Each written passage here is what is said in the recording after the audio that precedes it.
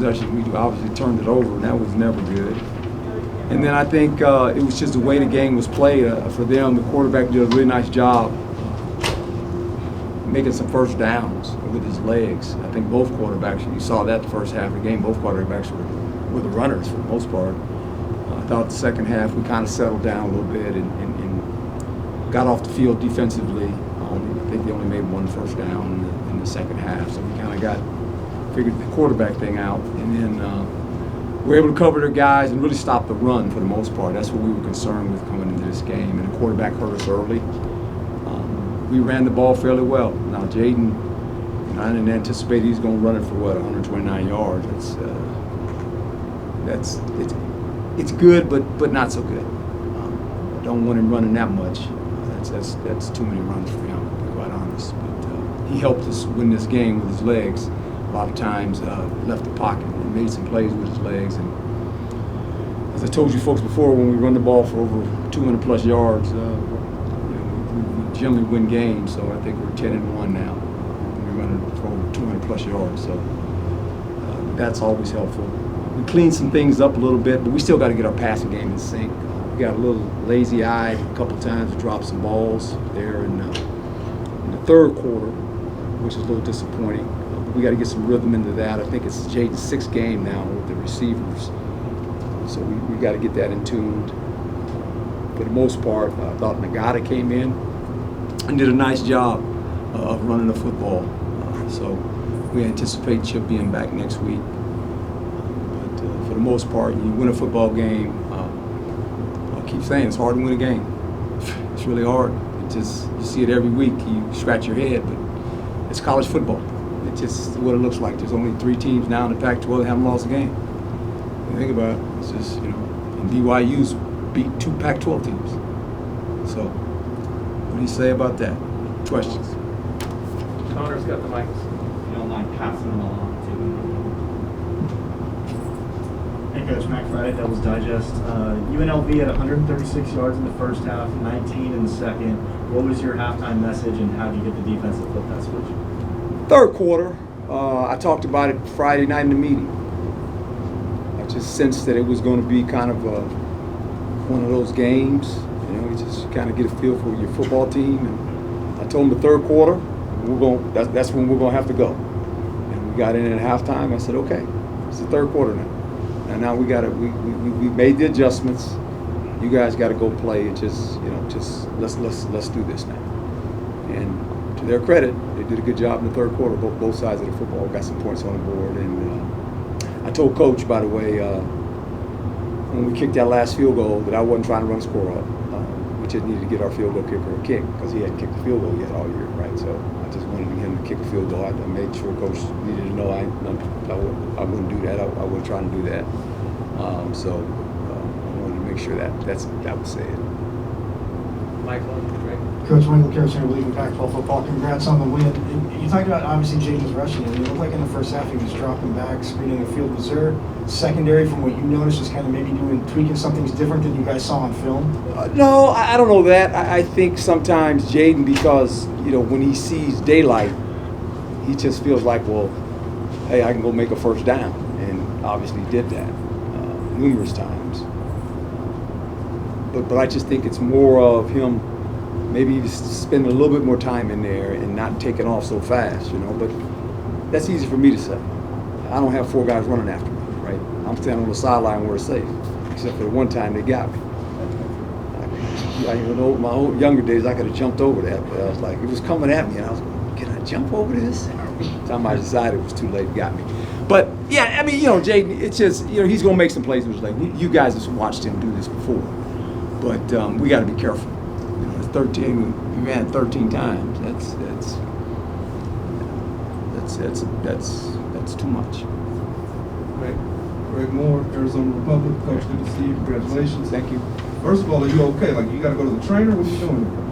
Did you see how fast I jumped out? I asked the guy that rolled over, that young kid, he was a pod coach. I'm sorry. I said, don't worry about it. Are you okay? I want to make sure he was okay. What can you tell me about what Darien Butler means to your defense? Oh, he's well, obviously he's a team captain, but his enthusiasm and his energy, I think, really it gets us going, you know, and he was one of the guys that coming in on the third quarter, I say, okay, 2-0, let's go, let's get them going now, you know. And AP called a good game.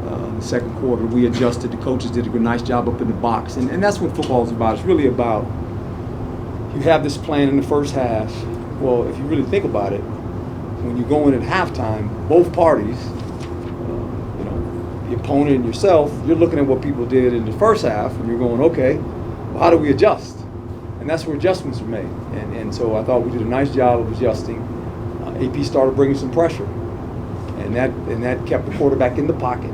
We clogged it up in the middle where he couldn't go, and we brought some outside pressure with our speed and got to the quarterback and hit him some, right? And then all of a sudden it's a different game when the quarterback feels that.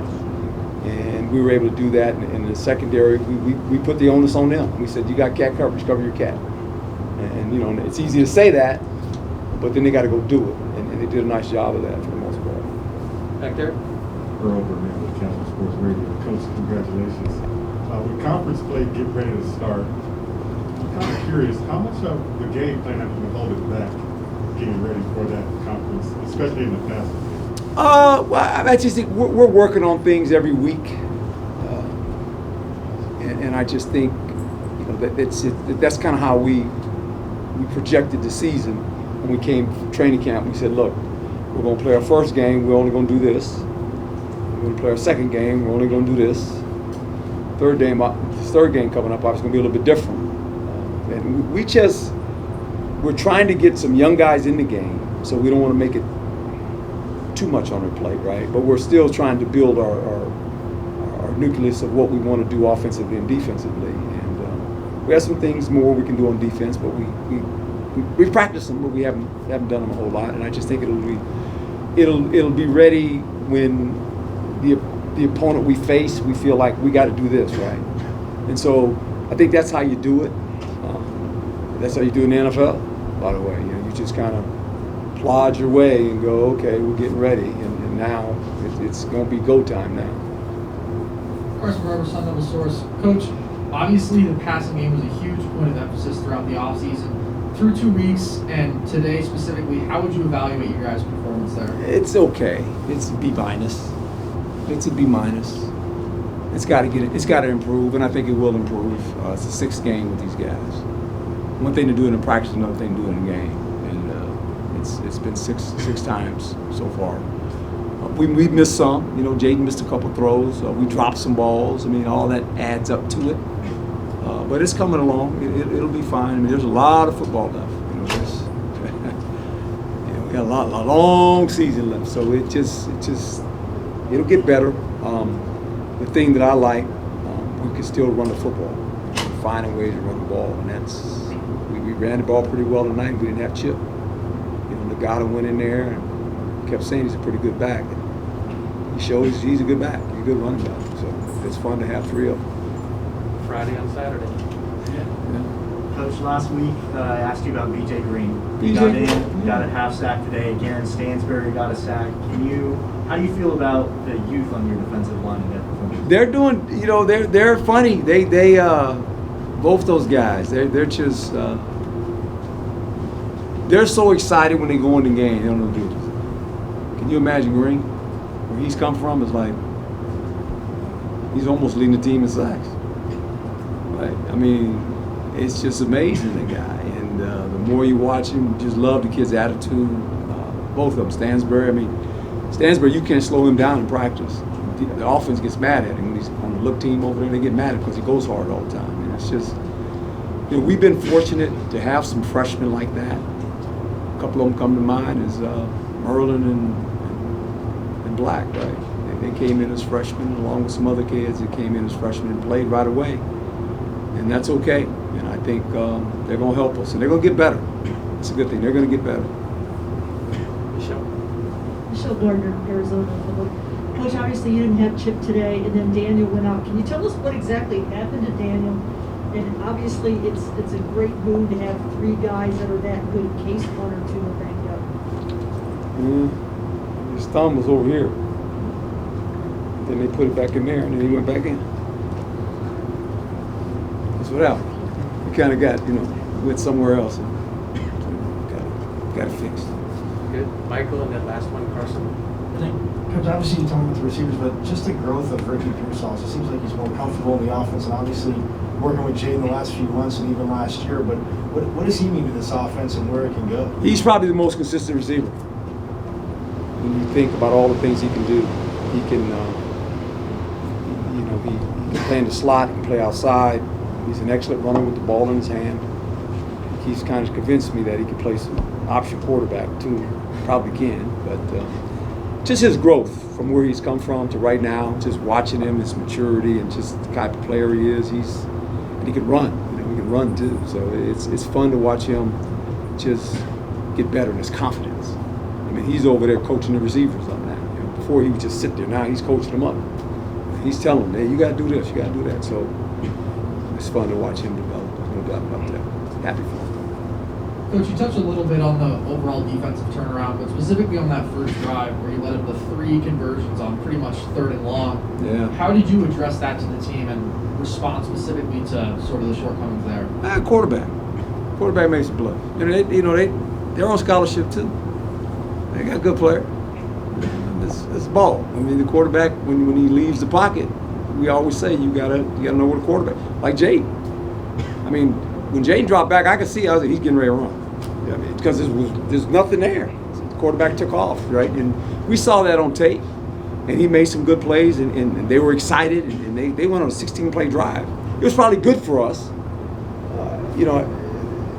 in the fact that when you think about it, that's a conditioning drill too. Now, you don't get a lot of those, but it's good for you because you just got the mentality of it. And our guys knew that eventually we had to keep him in the pocket, and we felt like if we could keep him in the pocket, we had a pretty good chance of covering their guys. And then eventually the pocket collapsed because then we started bringing some pressure and we got to him. And this is a talent. This team has some talent. They do. I mean, it's not like they don't have any talent now. I think sometimes when coaches are trying to build programs, you look at the wins and losses, and I get that. But I think you also got to look at when you watch tape on them and watch how they play. They last week they played in a game they lost, and they basically scored 27 points in the 4th and the overtime period. So they had momentum coming into this, right? And then sure enough, we drive down the field and we throw an interception. They get the ball and they go all the way down the field, and the quarterback was the main guy. He got out, made some plays. They score all of a sudden. Now they got some energy, right? And they're a college football team. They're not a high school football team. They're a college football team. They give those guys scholarships too, and that gave them energy. And if you think about them, the last 2 weeks we've played 2 programs that basically are trying to build themselves. And when you play a team, a Power 5 team, a Pac-12 team, it doesn't take much to motivate your team. And when you can score like that and you get an interception like that, you got energy, right? So we had to work our way all through that. I mean, that's why you see football, you see these scores sometimes, you scratch your head, you go, I've been around a long time, it's a funny game, when you think, well, they should be this should be the score. In the beginning, it's 0-0. And how you react and how the emotions of teams go and how certain plays, you make a couple 3rd downs in a row, you're feeling pretty good. You're like, okay, we got some confidence, and it's just, I've been on those teams too, where I've coached those kind of teams where you make a couple 1st downs, you got some confidence, right? And all of a sudden, you're in a game and you're like, okay, you're excited. So I got to give those guys credit. They played hard, but eventually our guys kind of came together, and the 3rd quarter, that's when we kind of got going. Thanks so much, Coach. Okay, thank you, folks. Thanks, Coach.